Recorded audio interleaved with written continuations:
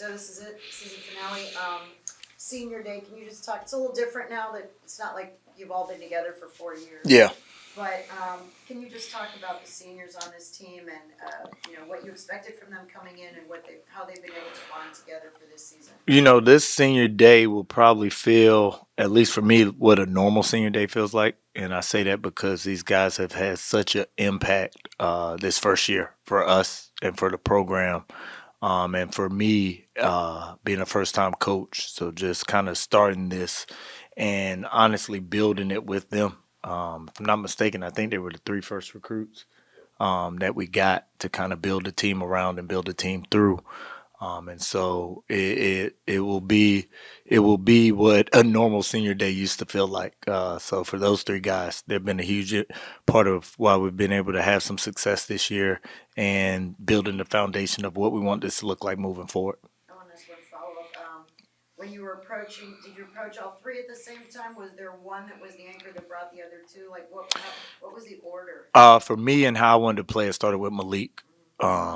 And then when we were going through Malik, and then when Malik committed was right when Trey went in the portal. And then we got on the phone right away with Trey and their relationship. And then Ernest was somebody I had recruited prior. And so when he went into the portal, he was somebody I knew that I wanted to build this with and build it a part of. So it kind of fell like in a domino. And then I think True and Sheldon and Dante kind of followed after that. And then we kind of built it from there. Coach, Coach, with the foundation with these guys, I know I've heard you speak recently that you don't know who's coming back, just the nature of everything. But in particular, those three guys, what are you hoping can be the foundation of what they've showed this year, regardless of who's on the roster? I think the biggest thing is just winning and being able to win here at Miami and compete in the ACC and being the top four of the ACC, moving forward in the top half of the league. Put yourself in position to play in the tournament every year, hopefully. And then also with just the nature of where college athletic is, where transfers can come here and have success and come here and get better and enhance their numbers and enhance what they did at their schools before. So all of that is important, and all of it ties into everything that we want to do here and kind of everything we want to do moving forward. So that's why those three guys are really important, along with Dante, True, and Shelton. With Dante and Sheldon showing freshmen that they can play here and that there's the ability to come and play right away, whether you were highly recruited or not. Like if you fit what we're trying to do, we'll play you. And the same thing with True Washington, who was a starter and had success. How you can come here and no matter what the role is, you also get to stay yourself a little bit, which is kind of most important in this day and age. You don't want to go anywhere where you change too much. Of course, you have to change no matter where you're at, but you don't want to change too much. So all of it's tied back into winning and recruiting and maintaining, I guess, is the biggest way to put it. Jay, how do you know that a kid has that in him? You know, a lot of kids, they're skilled, but they're hard. Yeah, you have to really, really do your background and do your research. I think the one thing that we had the benefit of this year is that it was a bunch of people that we had recruited prior to. Like I had a relationship with Ernest and recruited him. Eric, myself, and also CY had a relationship with Malik and had recruited him. And then Trey had a relationship with CY. And there was a lot of, and I've known True and his family for years. So there was a lot of built-in relationships, but then also just the pedigree, where they're coming from, who they played for. So you have Trey, who's won conference tournaments everywhere he's been. Ernest played for Jamie Dixon, who's a great coach, but also started at Kansas, was a McDonald's All-American. So the talent and the kind of skill pedigree and is all there. And then Malik playing at the University of Indiana, and being at a blue blood, I understand the pressure that goes with having to win at levels like that. True Washington won 2 conference championships, played in the NCAA championship, played with an All-American, so he's played with other really good players. And then what Dante and Sheldon and all those guys did kind of speaks. And that's what you have to build it. You have to build it around people who have won, and people who value winning and understand what that's about. Is it hard to find that in high school guys? No, it's the same formula, kind of. You have to build it with, what have they done? Dante's won 3 Peach Jam championships. He went to Montverde. He won at Riviera. He comes from just a makeup of winning. So you just have to do your homework. I guess the one thing with freshmen that you have to be and make sure you do is, at least my perspective, kind of how we built it, is physically. They got to be ready to play in the games. And Dante and Shelton physically, along with Solly, are physically able to play in the games. Coach, to kind of piggyback on that question, when you're evaluating high school players, how much of a balance is there between, or what is the balance between on-court evaluation Yep. and the background stuff, like getting to know this kid as a person, getting to know what type of person you're adding to the program? Just what's the balance of that? I mean, I would say it's 70-30 is the person, because you can bring in somebody that doesn't fit and it ruins everybody else. So you got to make sure you bring in the right people, because each year is its own year. You know what I mean? So you bring in somebody, even if it's a freshman. Of course, you bring them in thinking you're going to get them for 4 years, but it's just not how it goes anymore. So for that year, you got to make sure all the pieces fit. And it's a gift and a curse the way we do it here. I'm kind of leaning more towards the smaller rosters, because it gives everybody the opportunity to understand what their role is and give as much clarity. Now, once you have a few injuries, you end up with 6, 7 people.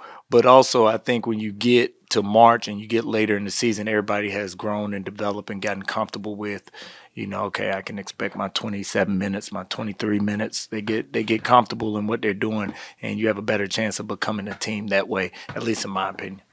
What's going to be your message to those 3 seniors? Will likely be a pretty emotionally charged atmosphere. Yeah. Will it be to stay level-headed and same measure, or will it be kind of feed off of that adrenaline and fire that they feel? Just to stay level headed, and just it's a normal day. We're honoring them, but it still is a normal day and a normal game, and we're trying to keep it as normal as possible, and also understanding it's not in the same sense.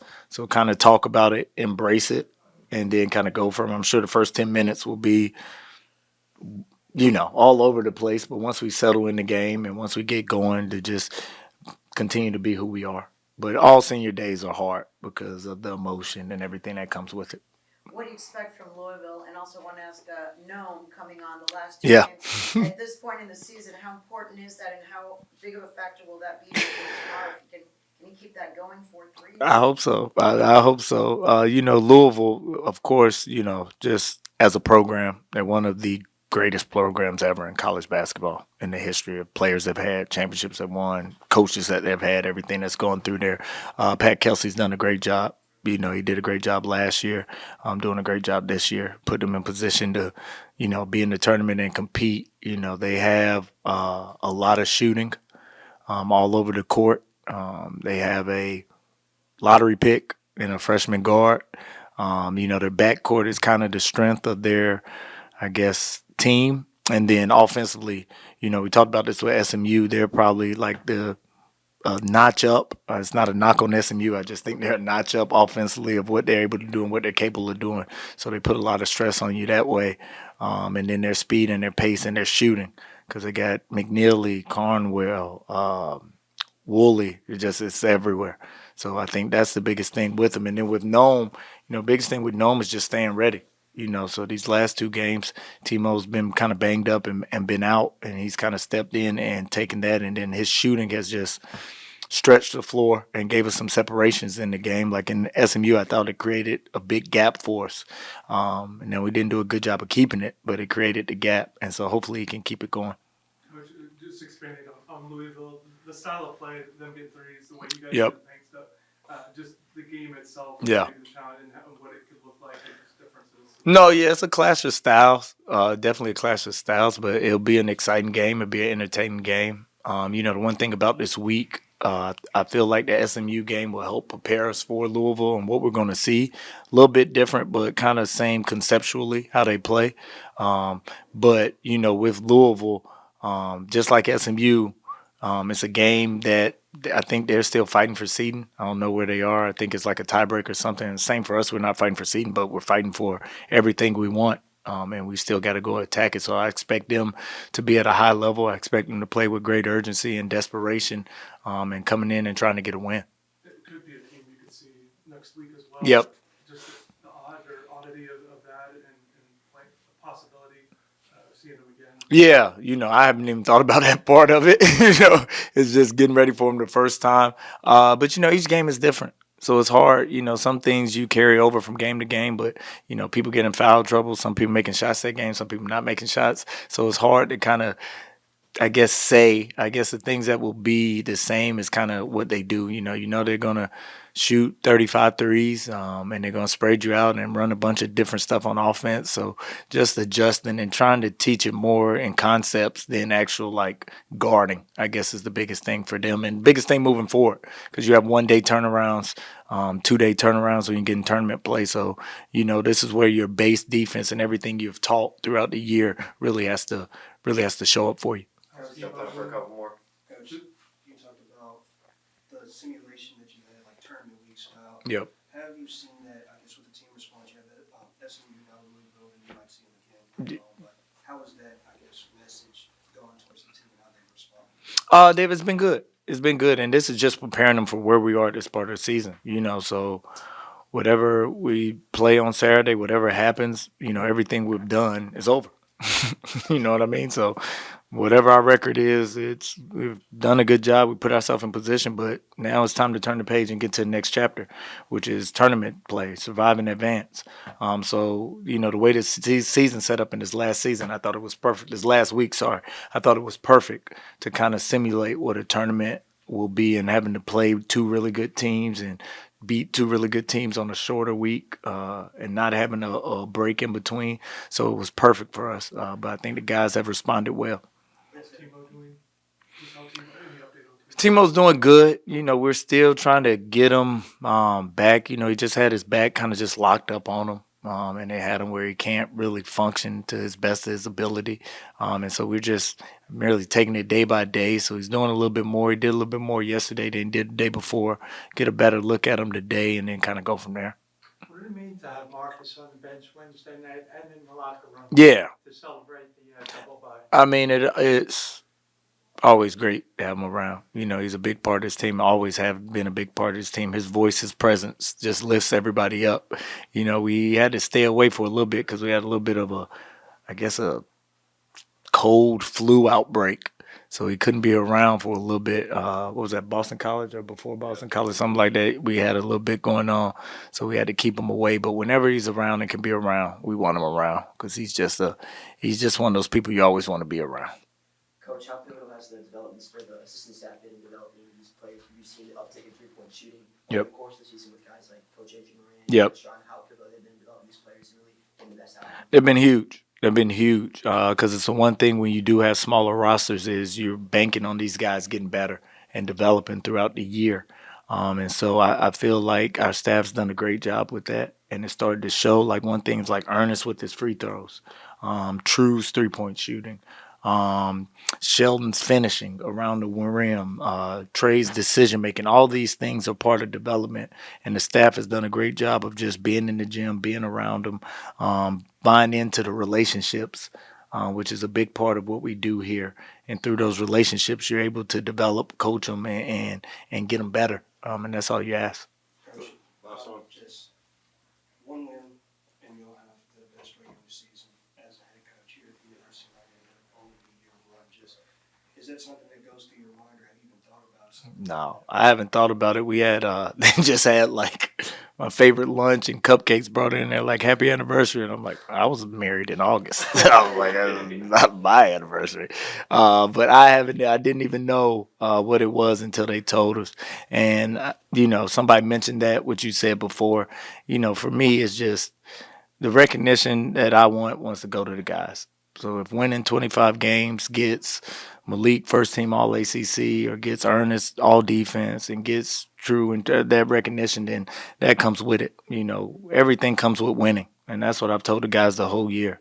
Everything we want comes with competing and winning and putting ourselves in position to win, just like that. So for me, it's fine. But if it goes and it gives them things that help them and advance them and help their basketball careers and gives them some type of confidence and satisfaction, that's all I ask for as a coach. All right, thanks, Coach. Yep, thanks. Congratulations on the win. That was step one. Yes, sir. Thank you. Just what reflecting on, this goes for both of you guys, reflecting on your college careers in this season, just where's your mind at heading into tomorrow's senior day? Just how surreal does this all feel? It feels good. We know it's our last home game and our last game of the regular season as a senior. But I think our motivation is to go out there and just win, get this last dub for coach and stuff like that. I mean, I'm excited. Obviously, just for me, I'm fully aware that job's not finished, nowhere near finished. And obviously, for me, the team, everybody, him, Trey, none of us are not even in a slight way letting this senior night, cloud us from what we're trying to achieve. It's still a game that we got to win. Like I said, the job's not finished. So our main focus is just making sure that we're doing everything each and every day to achieve that. But of course, answering to the senior question, it's been a run for me. It's been a journey for me, to say the least.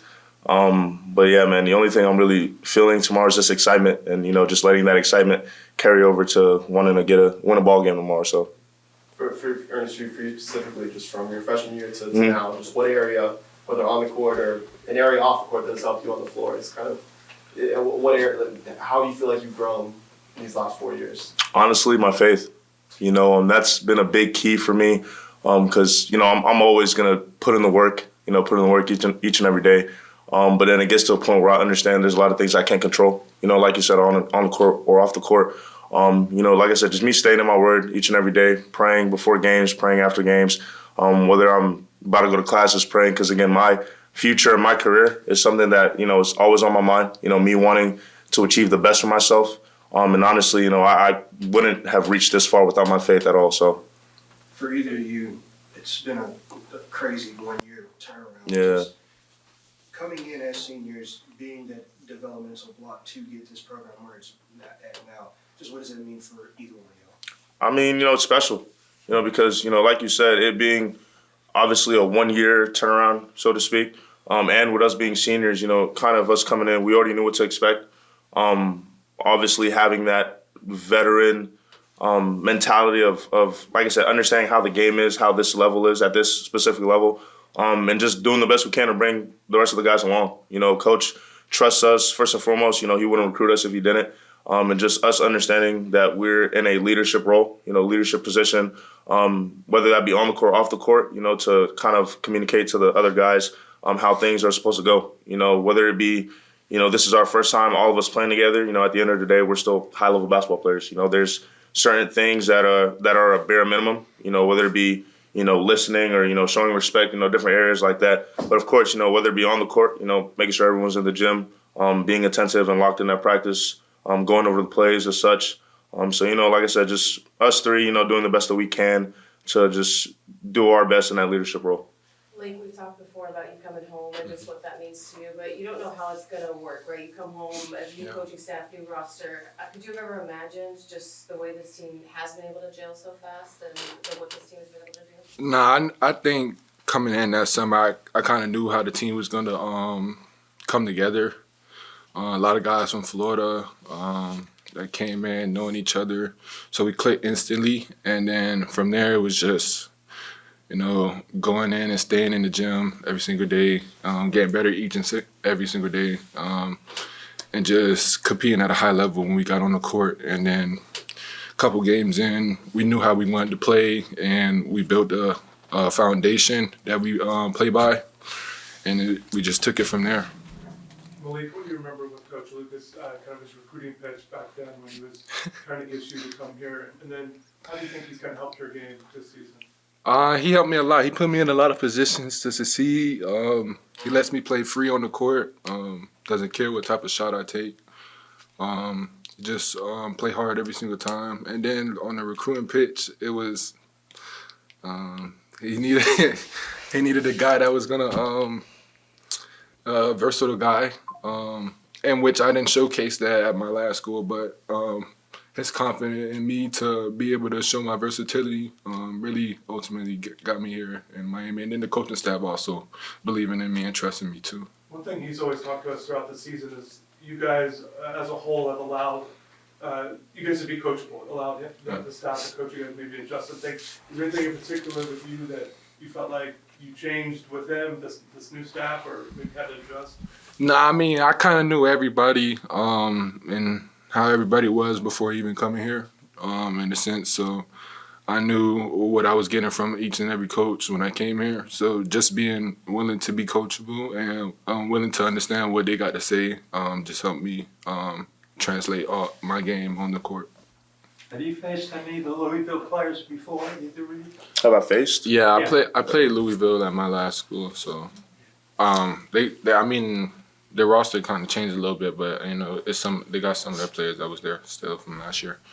And then, you know, they're big that transferred in from BYU, I believe. I think I might have been out that game, but obviously we faced them last year. And then obviously, you know, Michael, he's back from the crib in Orlando, so you know that's my boy. So you know, I'll see him Friday or tomorrow, Saturday.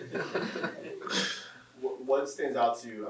I mean, you mentioned Michael, obviously very talented guard group. Just what stands out to you about this Cardinals team? You know, well coached. You know, anything that you can, you know, ask from a high level opponent. You know, they know how to share the ball. You know, obviously, you know, they're shooting. So obviously, you know, the different areas that we're gonna have to, you know, go over and scout and practice. And you know, talk about our ways that we're gonna, you know, eventually come out with a win this weekend. So, like I said, I'm just more so excited for the opportunity ahead of us. The opportunity to honestly just earn our respect. You know, just to put it plainly, just go out there, get a win, keep earning our respect, keep stacking, keep winning games. Because again, we're trying to be playing in April. You know, March is great, but we want to be in April. Were you close with Michael growing up? Yeah. Working out, school, same area, yeah. Oh, so you guys have a pretty close relationship? No, yeah, we're close. We're close. You have a lot of different guys that kind of chip in every single game. Noam has been one of those the last couple of games. Just to see at this point in the season someone like that step up, you know, what does that kind of say about this group? You know, everyone just stays ready. You know, that's the beauty of this game, but also the beauty of our team. You know, it's something that Coach always preaches. You know, you never know when your number's going to be called. And honestly, you know, credit to our program. You know, as a whole, we're always echoing that and reminding all the guys of that same fact. You know, you never know when your number's going to be called, so just be ready. For Noam, you know, I think I seen something the other day. I think 14 points in 12 minutes, or maybe the other way around. But I mean, that's just like it's an example. Just making sure you stay ready, because no matter if. And I was telling Dante this in the huddle. It's like no matter if you go in the game for 2 minutes, you go in the game for 15 minutes. You know, those guys with that same jersey color on the same side bench that you are, like, we trust you. You know, it doesn't matter if coach puts you out for a late game situation, you're starting. It's like no matter when you're out there, we as a whole, as a program, we trust you. So if you're in there to shoot a shot, you haven't shot all game, you feel like we're expecting you to make that shot, and even if you miss, we want you to shoot it again if you're open. So I think, like I said, it's beautiful that as a program as a whole, you know, whether it be the chemistry that we've built over these past couple of months, you know, it's a beauty to see as, you know, our season goes on. Malik, how's your hand doing, and what's the biggest thing that it affects you during games? The hand's good. I mean, it's a dumb situation. But yeah, I mean, as long as it's taped up, it's pretty secured. I do lose a little grip with the thumb, but I mean, it doesn't affect anything with the shot or my touch. Just playing the game is where you shot. Yeah. Yeah, I just gotta stay off the video games and I'll be straight. So yeah, but the thumb's good. Ernest, I saw this stat this morning that you lead the country in alley-oop attempts. Mm-hmm. Just how do you think that element of your game has really added something to the offense this year? Just you as a lob threat. Adds a lot. You know, it forces teams to switch up their ball screen coverage. You know, you stay back, gonna get hit with a Gortat. If you're not back, if you're even with me, ball's going up. So I mean, it's kind of a pick your poison situation. And like I said, just no matter if it was me catching lobs or just me improving my free throw shooting, you know, whenever I'm out there, just whatever I can do, defending, obviously, you know, whatever I can do to help our team get a win, the best outcome, and just like I said, just help our team be great. You know, that's what I'm there for. Ernest, since Got time for a couple more. Who's the best on the sticks when you guys been playing? Y'all saw that one clip, me being Ernest in the ACC preseason. So I'm the best gamer. You know, obviously, you know, it's not that you bring it up. It's about to be a big year for single player games, though. So Wolverine GTA is coming out if that ever comes out. But no, I definitely feel like I'm the best gamer. You know, for sure. Maybe he had me on that one day, but no, I like me over everybody. So. Hey, we also saw the video after the SMU game. Ernest, who's the second best dancer? Trav. Lee got his little move. No, So nah, it's not me. who you think? It go. I'll say Ernest, probably J. Key, Jordan Key, and then Yeah, Key. Twisting like JJ or I say Trey. Key. Key my TikTok Key, buddy. So yeah, Key I number got 2 it. though, because Key he Get that shit. Yeah, Key dance a lot too. So I'll go Ernest 1, then Key number 2. Yeah, That's the number 2. unanimous. You know. yeah, that's unanimous. Anything else for the guys? Appreciate y'all. Thank you. Have a good one. Guys. Thank you.